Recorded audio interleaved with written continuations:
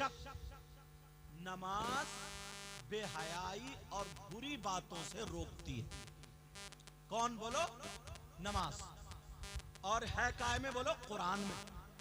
कुरान गलत हो सकता क्या? कुरान का एक एक लफ्ज सच्चा, एक एक हर्फ सच्चा है। अल्लाह फरमाता बेशक नमाज बेहयाई और बुरी बात से रोकती है। तो नमाजी अब गलत काम नहीं करेगा। मगर सुनो, झूठ बोलना अच्छी बात है, बुरी बात? जवाब देते रहो। चोरी करना, किसी को सताना, किसी को तकलीफ देना, किसी का माल लूटना, किसी का हड़पना, चोरी करना, तो तुम्हारे यहां मस्जिद के गेट से कभी चप्पलें चुरी या नहीं चुरी? बताओ, बोलो चुरी या नहीं चुरी? चुरी। तो ये चुराने वाले नमाजी हैं या कोई गंगाराम है? बताओ, ये नमाजी। अब सवाल ये आता है, या तो कुरान गलत माज़अल्लाह, या तो कुरान झूठा माज़अल्लाह और कुरान में तो है, या फिर इनकी नमाज नहीं। दो ही चीजें उठती हैं सवाल में, या तो कुरान गलत या फिर इनकी नमाज गलत। तो क्या कहोगे? कुरान गलत, अब इनकी नमाज नहीं। जब नमाज पढ़ रहा तो फिर चोरी क्यों कर रहा? बुरी बातों से रोकती है नमाज। मगर मैं बताऊं, नमाज किसकी होती है? जिसका के वुजू होता है। नमाज के लिए उससे पहले क्या है? वुजू है। और वुजू किसके लिए? जिसके पास पाकी है, जो पाक हो पाक। अब मैं तुमसे पूछूं, गुस्ल करके आदमी पाक होता है, पाक होने के लिए कितनी चीजों का होना जरूरी है? जैसे खेत में दाना डालने के लिए खाद का या किस किस चीज की जरूरत है, बोलो? मालूम होता है। पाक होने के लिए गुस्ल के कितने फर्ज हैं, गुस्ल में कितनी चीजें जरूरी हैं। अगर ये चीजें अदा नहीं हुई तो तुम पाक नहीं होगे, तुम्हारा गुस्ल नहीं होगा, चाहे 50 बाल्टियों से नहा लियो। तुमने कभी पता लगाया? नहीं। मैं बताऊं, गुस्ल में 3 फर्ज हैं। कितने बोलो? 3 चीजें जरूरी। अगर 3 चीजें नहीं तो तुम पाक नहीं होगे, अगर नापाक हो तो। वो कौन कौन सी? नंबर 1, पहले तो अगर कहीं गंदगी लग रही है ना, निजासत गिलाजत लग रही, उसको धो डालो। नंबर 1, कुल्ली करना गरारे के साथ, अगर रोजा ना हो तो। अगर कुल्ली नहीं करोगे और वैसे ही तुम डुबकी पे डुबकी मारो, आधा घंटा समंदर में पड़ा रहे, तब भी पाक नहीं होगा। साबुन से 10-10 शैम्पुओं से नहा ले, फुर फुर करता, फिर पाक नहीं होगा। जब तक कुल्ली मुंह भर के नहीं करोगे, कोई जगह खुशक ना रह जाए। नंबर 2, नाक में पानी चढ़ाना, ये नर्म हड्डी का। ये जो नाक में चूहे होते हैं, चूहे जानते हो ना, बाद आदमी की खाना खा रहे फिर भी कुरेदने की बड़ी गंदी आदत होती है। संभालो अपने आप को। अगर ये चूहा सूख के चिपट जाए तो इतना कर्रा हो जाता है, पानी अंदर जाने नहीं देता। बोलो है कि नहीं ऐसा? अगर चूहा लगा है, नाक में पानी डाला तो चूहा साफ करना पड़ेगा, तब तुम्हारा गुस्ल होगा। 2 चीजें। और तीसरी, सर से लेके पांव तक पूरे जिस्म पे कम से कम पानी के 3 कतरे बह जाएं। समझ में आ गई बात? मगर नहाने का क्या अंदाज है? वाह, कितनी शर्म हया, गैरत, सारी चीजें खत्म कर दी है तुमने। आंगन में नल खड़ा है, पहनेगा इतनी चौड़ी चड्डी और बाप जवान कटरा झुटरा नल पे चड्डी पहन के, अम्मा शैम्पू लाइए शैम्पू, शर्म नहीं आ रही है? भाभी घर में है, बहन घर में है, माँ घर में है, सारे लोग घर में, तू नेकर चड्डी पहन के आ रहा, क्या तेरा क्या छूट गया बताइए? और भीगा हुआ कपड़ा जब चड्डी भीग जा तो और टाइट हो जा। यार ये बातें कम से कम किताबों में नहीं, शर्म की तो कुछ तो लिहाज होना चाहिए। इंसानियत से तो आदमी समझ ही सकता है। कितने लड़के हैं चड्डी पे बैठा, उस पे ईंट पे या वही बैठने वाली पटली पे चड्डी पहने हुए नंगोड़ा कहीं का, और लगाया शैम्पू, रगड़ रहा फुर फुर कर रगड़ रहा। मर्द को ना घुटने से लेकर के नाव तक छुपाना फर्ज है, फर्ज। कभी सोचा तुमने ये? कितने लड़के चड्डी पहन के नहा रहे, घर में माँ है, बहन है, भतीजी हैं, भांजी हैं, मोहल्ले की कोई औरत आ गई वो भी है। यार कुछ तो शर्म हया गैरत होनी चाहिए। ये कौन समझ सकता है? आज के बाद कोई चड्डी पहन के नेकर पहन के नहाएगा? बोलो, अगर नेकर भी हो तो घुटने से नीचे तक, नाव तक सारी चीजें ढकी हुई, समझ में? और बात बात बुढ़न जो है ना चचमिया, वो भी सफेद कलर का रुमाल बांधेंगे, सफेद लंगूटिया, छोटी सी इतना बड़ा धोती रुमाल डाल के, तो कभी पीछे हाथ डाल के रगड़ रहा है और पानी डाल रहा है, उसका भी कुछ नहीं छुप रहा। घर में अम्मा, बेटी, पोती, नवादी सब है। शर्म करो। बातें तुम्हारी मेरी ओपन लग रही हैं, लेकिन हकीकत है। अपने घरों में इंसानियत लाओ, शर्म आया गैरत लाओ। यही वजह, जब हमारी आपकी बहन बेटी हो जाती है तो वो काय को दुपट्टा ओढ़ेगी, वो भी बस यूं रखा और चल दनादन, चल दनादन चल रही। वो 18 साल की हो गई, 20 साल की हो गई, जिस्म उसका अल्लाह ने औरतों वाला दिया ही है, तो वो कब दुपट्टा इसलिए होता कि संभाल के ओढ़े, जिस्म ढके तो इधर फेंक दिए चीर, चल उधर को चल, चीर फेंक दी। और बात अब्बा के सामने, भाइयों के सामने, चचा के सामने, ताऊ के सामने, खालू के सामने, शर्म आया गैरत खत्म है। वो ओढ़ ही नहीं सकती जब तुम चड्डी पहन के नहाओगे तो। समझ में आ रही बात? और अगर उसके पास तालीम होती, तरबियत होती, उसके पास हया होती, उसके पास शर्म हया गैरत होती, तो उसे मालूम होता कि लड़की के पास सबसे ज्यादा कीमती चीज उसके चांदी सोना नहीं है, हीरे जवाहरात नहीं है, जेवरात नहीं है। औरत के पास सबसे ज्यादा कीमती चीज उसकी शर्म हया गैरत और इज्जत। जो रया बचा ना, अब्बा इतना भोला है, अब्बा जान है, अब्बा जान मोहतरम आली जनाब, इतना सीधा, इतना भोला, इसे पता ही नहीं है क्या हो रहा। वैसे बहुत बड़ा नंबरी है, वैसे तो किसी के पेड़ काट ले रात को, अगोला ना छोड़े, मेंढे काट ले, जिसके लिए दिए ही नहीं। सीधा कहां है वो बताऊं? जवान बेटी और इतना बड़ा मोबाइल दे दिया, ले बेटी ले। इस अब्बा से पूछो, ट्रक चल रहे हैं, बसें चल रही हैं, हवाई जहाज चल रहे हैं, फैक्ट्री चल रही है, कौन सा कारखाना बेटी का चल रहा है जो मोबाइल दे दिया तुमने? आजकल लड़के ना जो शॉर्ट क्लिप बना बना के जो फेंक रहे हैं मोबाइलों पे, जो डाल रहे हैं, जो लड़के, ये तो फिर भी दीन की बातें डाल रहे हैं, समझे? ये तो फिर भी दीन की बातें फैला रहे हैं, समझे? मैं भी इसको भी जवाब नहीं दे रहा हूं, मैं कहीं सोच लो कि जवाब का मामला, लेकिन जो बात है वो बता, फिर भी दीन की बातें ये डाल रहे हैं, गलत बातें नहीं डाल रहे हैं। समझ में आ रही है?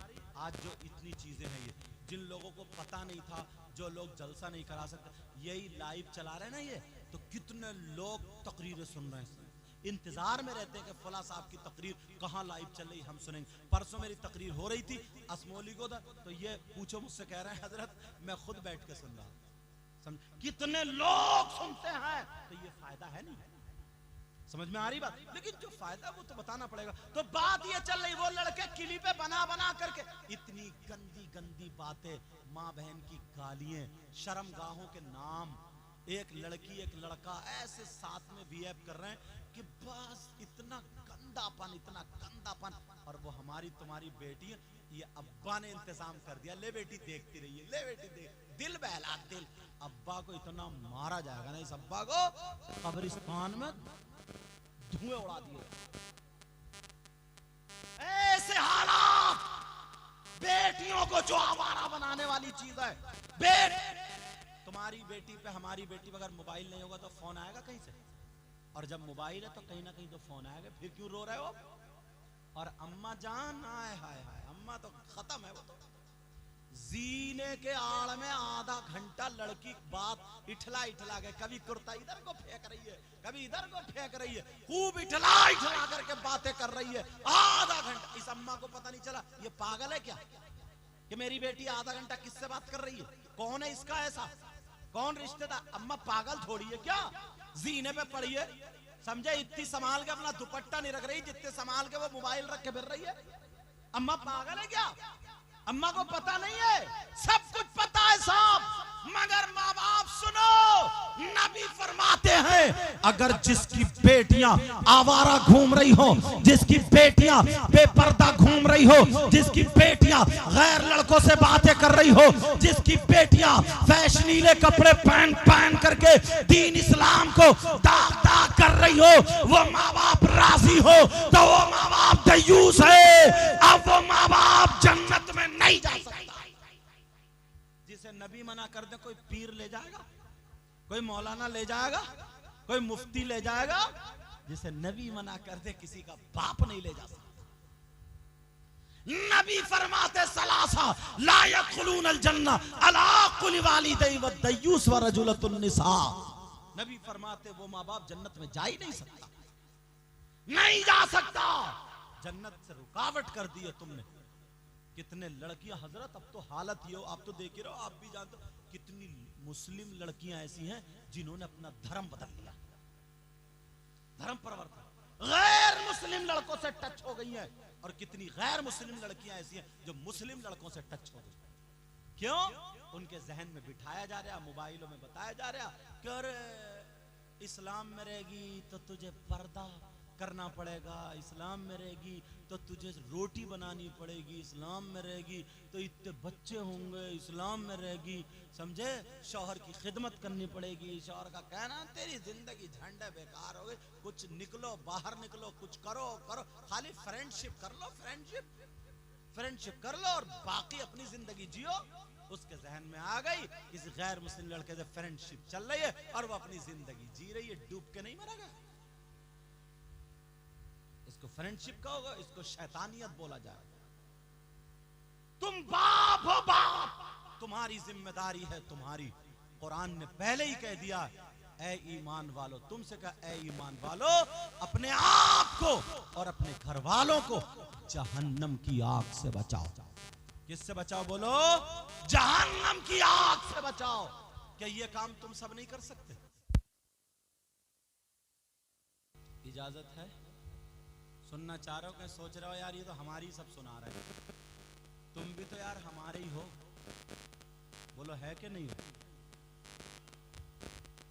कलमा शरीफ पढ़ो, ला इलाहा इल्लल्लाह मुहम्मदुर रसूलुल्लाह सल्लल्लाहु अलैहि वसल्लम। उनकी वालदा का बड़े भाई या नवाब भाई, छोटे भाई विसाल हुआ, उन्होंने ईसाले सवाब के लिए ये महफिल सजाई। आला हजरत ने क्या कहा है? उनके निसार कोई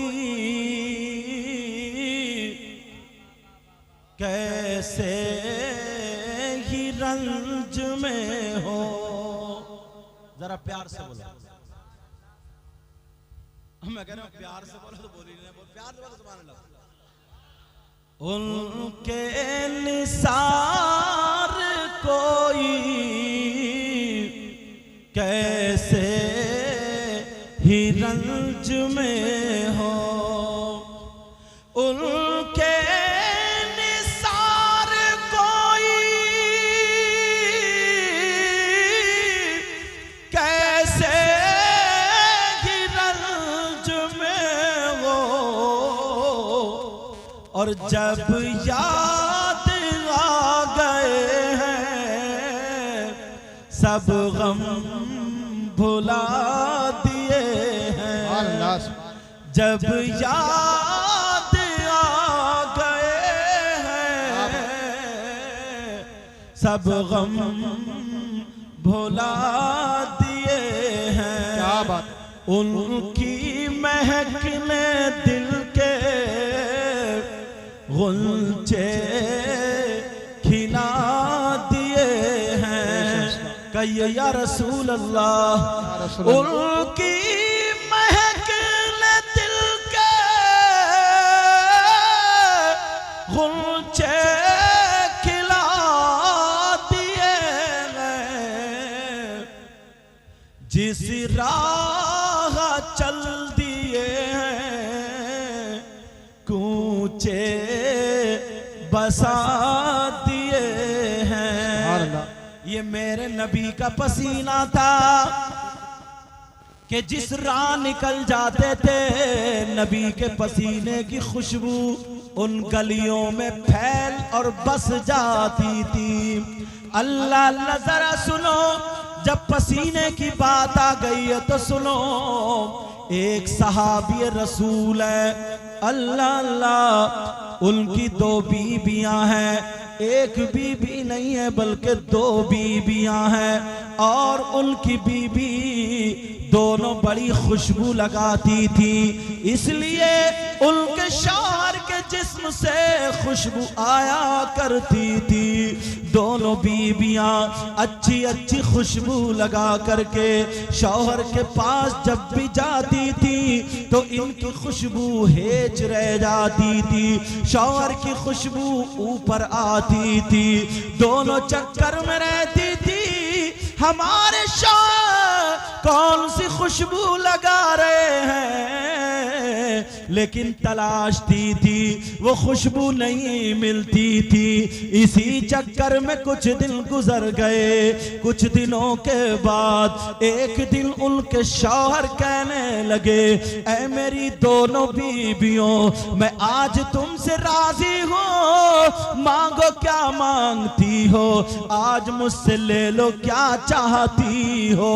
वो दोनों एक जबान हो करके कहने लगी, ऐ मेरे सरताज, हमें खाने की परेशानी नहीं, हमें पहनने ओढ़ने की परेशानी नहीं, हाँ हम कुछ नहीं चाहते, मगर एक चीज है, उसका सही सही जवाब सुनना चाहते हैं। वो सहाबी कहने लगे, ऐ मेरी बीबियों बोलो क्या पूछना चाहती हो। अल्लाह अल्लाह कहने लगी, ऐ मेरे सरताज ये बताओ, तुम जो खुशबू लगाते हो कहाँ से खरीदते हो, कहाँ से लाते हो, जरा बताओ खुशबू कहाँ से लाते हो।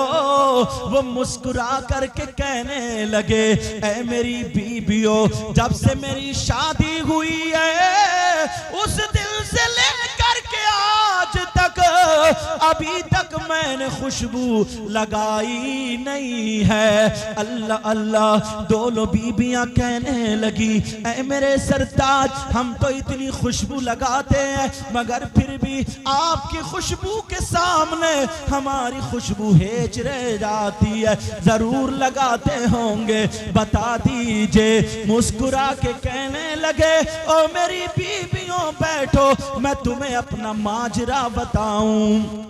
मैंने खुशबू नहीं लगाई मगर खुशबू का माजरा बताऊं। दोनों बीबियां बैठ गईं, शौहर कहने लगे, ऐ मेरी बीबियों, शादी से पहले एक मर्तबा मुझे खुजली हो गई थी। क्या हो गई थी बोलो, मुझे खुजली हो गई थी। वो शौहर कहने लगे, मैंने दवा कराई मगर खुजली ठीक ना हुई, मैं परेशान था, क्या करूं, मेरी खुजली ठीक नहीं हो रही है। गर्मी के दिन थे और मैं लेटा था, खुजली हुई तो मैंने खुजाया, खून निकल आया, आंखों में आंसू, रो करके मुझे नबी की याद आ गई। मैं नबी की बारगाह में चला गया, मेरे नबी चमड़े के गद्दे पर आराम फरमा रहे थे। गद्दे में खजूर की छाल और पत्ते भरे हुए थे, मेरे नबी उसी पे लेटे थे, पसीना निकल रहा था। ये सहाबी जा करके नबी के पांव दबाने लगे। वो सहाबी जब पांव दबाए, नबी उठ के बैठ गए, कहने लगे क्या बात है। ये रो करके कहने लगा, का परेशान हूं, का क्या बात है। बोला, का मुझे खुजली हो गई है, परेशान हूं आका। नबी बोले दवा कराओ। आका दवा कराई लेकिन ठीक ठीक नहीं हुई। आमला के लाल बोले परेशान मत हो, अपना हाथ आगे बढ़ाओ। जैसे ही हाथ आगे बढ़ाया मेरे नबी ने बगल से पसीना लिया और उस सहाबी के हाथों पे टपका दिया। दूसरी बगल से लिया और उस सहाबी के हाथ पे टपका दिया और कहा लो ये पसीना मल लो और घर जा करके अपने जिस्म पे लगा लेना। वो सहाबी अल्लाह की कसम खा के बोले ओ मेरी दोनों बीबियों, मैंने उस दिन पसीना लगाया तो मेरी खुजली तो उसी दिन खत्म हो गई, मगर खुशबू आज तक नहीं गई। सुभान अल्लाह। नारे तकबीर, नारे रिसालत, मसलके आला हजरत ख्वाजा का हिंदुस्तान हजरत अल्लामा सैयद मुक़बिल। एक आले रसूल बोले, कौन आले रसूल? जो कछौचा शरीफ के जिनका नाम सैयद मुजफ्फर मियां, वो क्या बोले? मुझको अंबर को भी मिलती है जहां से खुशबू। जरा प्यार से बोलो, पीछे वाले बोलो। मुझको अंबर को भी मिलती है जहां से खुशबू, मुझको अंबर को भी मिलती है जहां से खुशबू।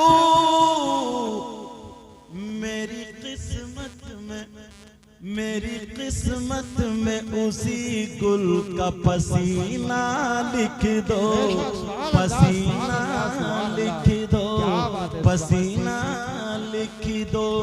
कौन कहता है कि लफ्जों का खजीना लिख दो, दिल की तख्ती पे मेरी लफ्ज मदीना लिख दो। नारे तकबीर, नारे रिसालत। मैं यार इतनी कमजोरी छाई भी है, मैं रामपुर से चल कर रहा हूँ, हम अपने हाथों का हवा लगा कर बोलिए नारे तकबीर। ये काम तो नेक काम तो आप भी कर सकते हैं। नारे तकबीर, नारे रिसालत, नारे गौसियत, मसलके आला हज़रत, नारे हैदरी, ख्वाजा का हिंदुस्तान, हिंदुस्तान का सुन्नी मुसलमान हजरत अल्लामा सैयद मुक़बिल रहमान साईं क़िबला। तवज्जो। कौन कहता है कि लफ्जों का खजीना लिख दो, जरा प्यार से बोलो। कौन कहता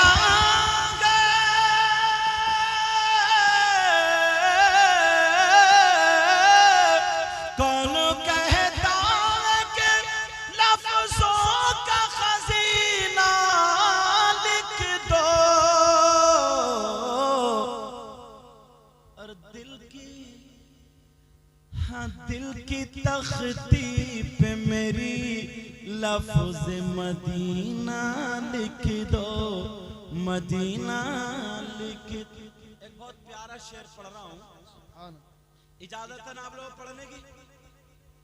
मौत आ जाए अगर गुंबद खजरा के करीब, मौत आ जाए अगर गुंबद खजरा के करीब, ऐसे मरने को भी तारीख में जीना लिख दो, हाँ जीना लिख दो।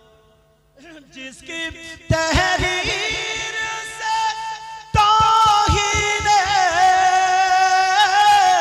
रिसालती होवे,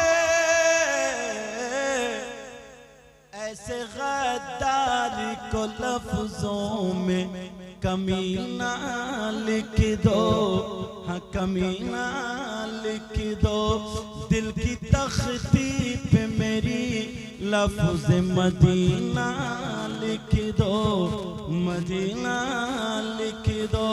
अल्लाह फरमाता कुल्लु मन अलैहा फान वयबका वजहु रब्बिका ज़ुल जलाली वल इकराम। हर चीज को फना होना, हर चीज को खत्म होना, हर शय फानी है। कुल्लु मन अलैहा फान वयबका वजहु रब्बिका ज़ुल जलाली वल इकराम। सिर्फ बाकी रहने वाली खुदा की जात है। बाकी रहने वाली क्या बोलो? तो आज के बाद अपना दिल अच्छा करोगे, अपनी जबान अच्छी करोगे, अपनी नीयतें अच्छी करोगे, अपने अंदर इंसानियत लाओ। क्या लाओ बोलो? इंसानियत लाओ। मैं दिल से दुआएं करता हूँ मौला ताला अपने हबीब के सदक़े में मरहूमा हज्जन फरजाना बेगम बी को ऐ अल्लाह तू उनकी मग़फ़िरत फरमा दे, उनकी कब्र को बुक़्क़ा नूर फरमा दे, उनकी कब्र पर रहमत की बारिशें फरमा दे।